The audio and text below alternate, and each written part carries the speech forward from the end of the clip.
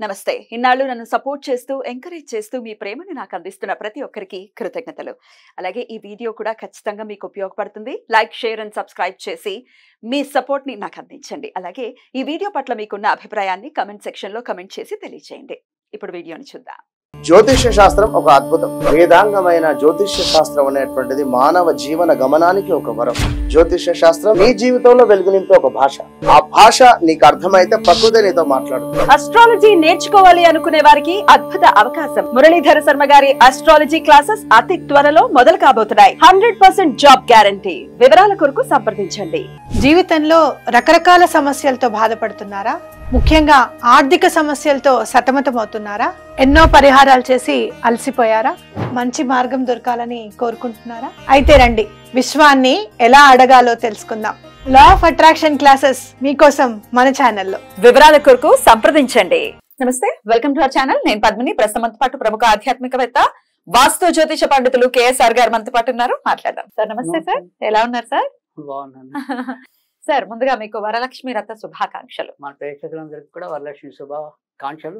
ఆవిడ యొక్క ఏమంటాం అనుగ్రహం వాళ్ళకి పరిపూర్ణంగా లభించి సిరి సంపదలతో ఉండి సుఖ శాంతులతో కూడా వర్ధిల్లాలని కోరుకుంటున్నాను. Thank you. మగవాళ్ళకు కూడా చెప్పొచ్చుగా? అందరు కూడా ఇప్పుడు ఎప్పుడైనా సరే ఒకటి గుర్తించకుండా ఇప్పుడు భర్త ఉన్న స్త్రీ అనుకోండి, లేదా సహోదరులు ఉన్న స్త్రీ అనుకోండి, వాళ్ళు లేకుండా స్త్రీలు పూర్తిగా అన్ని చేయరు. గ్యారెంటీగా చిన్న ఏసుమెత్తు సాయమైనా కూడా వాళ్ళు లేకుండా ఉండదు. సో వాళ్ళిద్దరు బాగుంటేనే బాగుంటది ఏదైనా సరే. రైట్ అండి. అయితే ఈసారి వరలక్ష్మి వ్రతం చాలా అద్భుతంగా ఏకాదశితో కూడి వస్తోంది కాబట్టి నిజంగా చాలా చాలా సంతోషకరమైనటువంటి రోజుగా ఖచ్చితంగా చూడొచ్చు. ఎందుకంటే ఇటు విష్ణుమూర్తికి లక్ష్మీదేవికి ఇద్దరికి ప్రీతికరమైనటువంటి రోజుగా ఖచ్చితంగా కన్సిడర్ చేయొచ్చు. కాబట్టి మరి ఎట్లా వినియోగించుకోవాలి ఆ రోజు? మనం ఏమంటాం, లక్ష్మీనారాయణ ఇద్దరిని పూజించే మహద్భాగ్యం మనకు వచ్చింది అంటే కనుక అంతకంటే సౌభాగ్యం ఏముంటుంది. సో ఖచ్చితంగా వాళ్ళు చేసుకోవాలి. అయితే ఇక్కడ మనకి వచ్చిన ఏంటంటే వరలక్ష్మి వ్రతం అనేది ఇంకా అది మనం దాన్ని మార్చలేము. అది చేసుకునే విధానం ఏదైతే ఉంటుందో అదే చేసుకుంటారు. అంటే సపోజ్ ఇప్పుడు ఏదైతే వరలక్ష్మి వ్రతం రోజు అది చాలా మందికి సందేహం ఉంటుంది. ఎన్నిసార్లు ఎంతమంది చెప్పినా ఎప్పుడైనా సరే పౌర్ణమికి ముందు వచ్చే శుక్రవారం అనేది శ్రేయోదాయకం. కానీ కొన్నిసార్లు అంటే అనుకోని ప్రయాణాలు ఉండొచ్చు, లేదా ఆడవాళ్ళకి వచ్చే ఇబ్బందులు సహజమైన ఉండొచ్చు. సో అలాంటి మాత్రం ఒక్కోసారి మనం 2వ వారం చేయలేకపోతే 3వ వారం చేసుకోవచ్చు, చివరి 4వ వారం కూడా చేసుకోవచ్చు. కానీ పౌర్ణమికి ముందు వచ్చేదానికి ఇంకొద్దిగా ప్రాధాన్యత ఇచ్చాం. ఏదైనా సరే అమ్మవారికి ఇవన్నీ కూడా ఈ పౌర్ణమి, అమావాస్య ఇలాంటి తిథులన్నీ కూడా చాలా ఇష్టమైనవి కాబట్టి ఓకే, అది మరింత మంచి అనేది ఒకటి. తర్వాత రెండోది వచ్చేప్పటికి ఏంటంటే ఇక్కడ మనకి ఈ రోజు మరి లక్ష్మీనారాయణ ఏకాదశితో కలిసి రావటం అనేది చాలా ప్రశస్తం. కనుక ఈ రోజు మనం శ్రీమన్నారాయణ ఇద్దరిని పూజించడం అంటే నేను అనేది వరలక్ష్మి వ్రతాన్ని గురించి నేను చెప్పట్లేదు. అది చేసుకునే వాళ్ళు ఎలాగో చేసుకుంటారు. దానికి ఏం ప్రత్యేకంగా వాళ్ళే మనకి పద్ధతి కూడా మనం పద్ధతి మార్చలే, కొత్త విషయాలని వాళ్ళే మనకి చెప్తారు. ఆ చాలా మంది కథ చదువుకుంటారు, ఇస్తున్నమ్మ వాయనం, పుచ్చుకుంటున్నమ్మ వాయనం అంటారు. అలా అవన్నీ మావులే. సో తోరం కట్టుకుంటారు. సో ఆ సంప్రదాయాన్ని మనం మార్చకూడదు కూడా, అది అలాగే రావాలి కూడా. కానీ ఈ రోజు అవేమీ లేని వాళ్ళు ఏం చేయాలి అనేది ఇప్పుడు మన యొక్క ఇప్పుడు ఉన్న ఏదైనా సరే మన గోష్ఠి అనుకోండి. కనుక ఇక్కడ మనం ఏం చేయాలి అంటే కనుక ఈ రోజు ఇద్దరిని పూజించడం అనేది మంచిది, ఈ శ్రీమన్నారాయణ ఇద్దరిని కూడా. సో వాళ్ళిద్దరికీ కలిపి ఏదైనా సరే ఒక మనం మంత్రం లాంటిది అనుకుంటే కనుక ఓం శ్రీం శ్రీం శ్రీం 3 సార్లు పురుషోత్తమాయ నమః, ఓం శ్రీం శ్రీం శ్రీం పురుషోత్తమాయ నమః. ఈ పురుషోత్తమాయ నమః అనేది అంటే ఇప్పుడు మీకు అనంతనామాలు వాడాయన. ఈ అనంతనామాల్లో ఇక్కడ పురుషోత్తముడు అనేది ఎందుకన్నాము అంటే కనుక ఇంటికి పురుషోత్తముడు ప్రతి ఒక్క మగాడు కావాలి.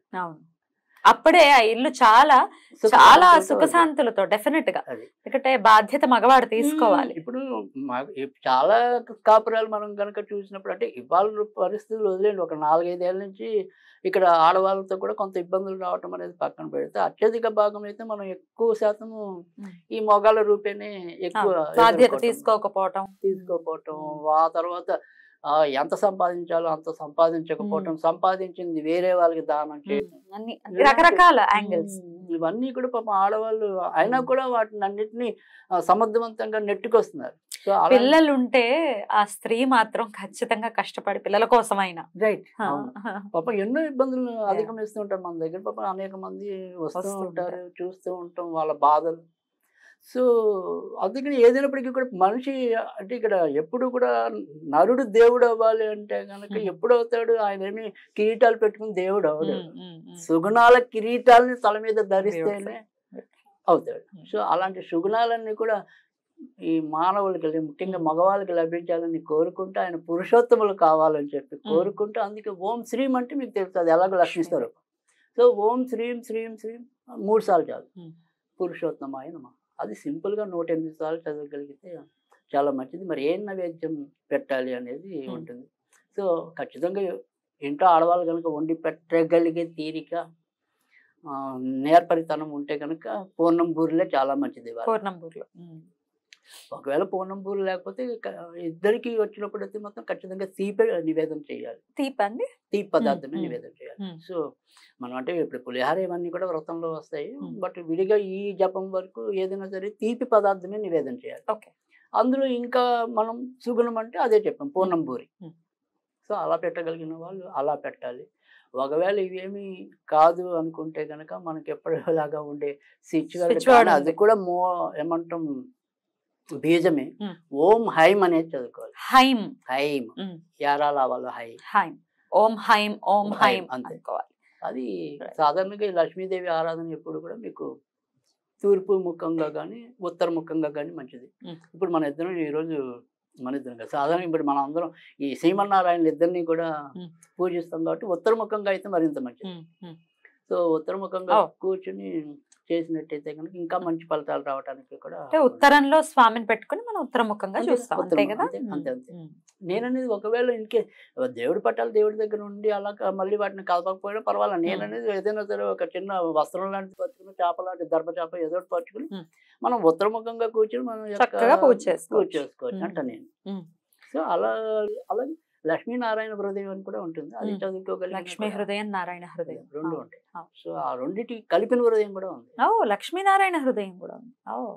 సో అది చదివినా కూడా మంచి ఫలితం రావడం అనేది అయితే ఉంటుంది.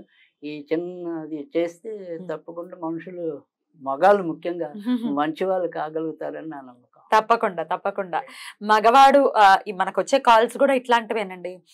మరి మీ వారు ఏం చేస్తారంటే ఎందుకు ఏం చెప్పాలండి అని మొదలు పెడతారు. అప్పుడే అర్థమైపోతుంది అంటే బాధ్యత లేకుండా ఉన్నారు, లేకపోతే ఇంకా రకరకాల ఇబ్బందులు. నేను అనేక ఇప్పుడు వచ్చిన ఇబ్బంది ఏంటంటే సరే వాళ్ళు ఇంటికి ఇంత అవుతుంది అని తెలిసినప్పుడు నేను ఇంతే సంపాదిస్తాను, భార్యనేమో పోనీ బయటికి పంపిస్తే మళ్ళీ అనుమానాలు వాళ్ళకి.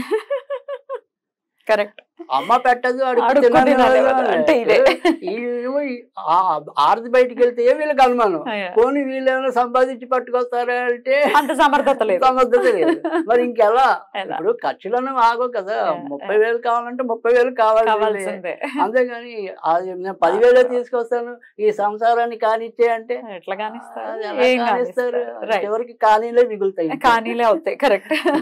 అయితేనంటే ఇప్పుడు మరి మగవారు మారాలి అని వాళ్ళే మారాలి అని అనుకుంటే కనుక ఆడవాళ్ళు చేయొచ్చా ఈ శ్రీం శ్రీం శ్రీం పురుషోత్తమాయ నమః అనేది? ఇప్పుడు నేను మగవాళ్ళ కోసం అని కూడా చెప్పలేదు, ఆడవాళ్ళే ఆడవాళ్ళు ఇప్పుడు వాళ్ళ సాధారణంగా ఈ శ్రావణ మాసం అంతా ఆడవాళ్ళ కోసం ఉద్దేశించబడిన పండుగ ముఖ్యంగా చెప్పాలంటే. కనుక వారు ఎవరైతే ఇందాక మనం చెప్పుకున్న సమస్యలు ఉన్న ఇల్లాళ్ళు ఉన్నారో ఆ ఇల్లాళ్ళందరూ తప్పకుండా ఇది చేయమని వాళ్ళకే చెప్తున్నాం ముఖ్యంగా. సో మగవాళ్ళు వాళ్ళకి వాళ్ళు ఇప్పుడు ఏమంటాం ఆత్మ పరిశీలన అంటారు. సాధారణంగా ఏంటంటే తను తప్పు తెలుసుకున్నవాడు బ్రహ్మంతో మంచివాడు అని చెప్పి కూడా శాస్త్రం. సో తను తప్పు తెలుసుకుని తనకి అసమర్థత ఏదైతే వచ్చిందో దాన్ని తొలగించమని కూడా ఈ రకంగా చేసుకోవచ్చు. మందుకి బానిస అయిన వాళ్ళల్లో ఈ ధోరణి కనపడుతుంటుంది. ఇప్పుడు మీరు చెప్పింది అంటే సాయంత్రం వరకు బానే ఉంటారే, వద్దు దాని జోలికి వెళ్ళకూడదు, నేను తప్పు చేస్తున్నానని సాయంత్రం అవగానే మళ్ళీ మారిపోతూ ఉంటారు. పాపం వాళ్ళు అది పాపం మానేయాలి అనుకున్నా కూడా కుదరని పరిస్థితి. అందుకే దాని ఉపయోగపడుతుంది, అందుకే దాని వ్యసనం ఉంటారు. అప్పుడు ఉపయోగపడుతుంది తప్పకుండా. తనకి తాను చేసుకుంటే ఆత్మ ఏదైతే మధ్య మధ్యలో మనకి ఏదైతే ఉంటుందో ఇది ఆత్మసాక్షి అనేది ఒకటి ఉంటుంది. అది ఆత్మసాక్షిని గుర్తించి ఆటోమేటిక్ అది పరమాత్మ సాక్షి అవుతుంది. ఎన్నిసార్లు చదవమంటారు? అది 108 నేను చెప్తాను. ఓం హైం అని అన్నారు కదా, అది ఒకవేళ ఆడవాళ్ళకి ఇబ్బందులు ఉన్న రోజుల్లో కూడా చదవచ్చా? కాదు, చదవకూడదు. ఇది బీజాక్షరంలోకి వస్తుంది, డైరెక్ట్ స్విచ్ వర్డ్ కాదు. సో డైరెక్ట్ స్విచ్ వర్డ్స్ అయితే కనుక ఓకే, వాటికి ఏ సంబంధం ఉండదు, ఇది బీజంతో సంబంధించి చేయకూడదు. రైట్ అండి, అద్భుతంగా వివరించారు. ఖచ్చితంగా ఈ ఏకాదశిని వినియోగించుకుంటూ, ఇక ఏకాదశి ఉపవాసాలు అందరికీ తెలిసిందే, చెయ్యాలి అనుకునే వాళ్ళు ఎలాగో చేస్తున్నారు, చాలా సంతోషం. అలాగే వరలక్ష్మి వ్రతం కూడా తెలుసు, కానీ ఒక మంత్రాన్ని చక్కగా చెప్తూ ఉన్నారు. చక్కగా ఇది చేసుకుని అమ్మవారి అనుగ్రహం, అయ్యవారి అనుగ్రహం కూడా పరిపూర్ణంగా మన వాళ్ళు పొందాలని మనస్ఫూర్తిగా కోరుకుంటూ కృతజ్ఞతలండి. నమస్కారం.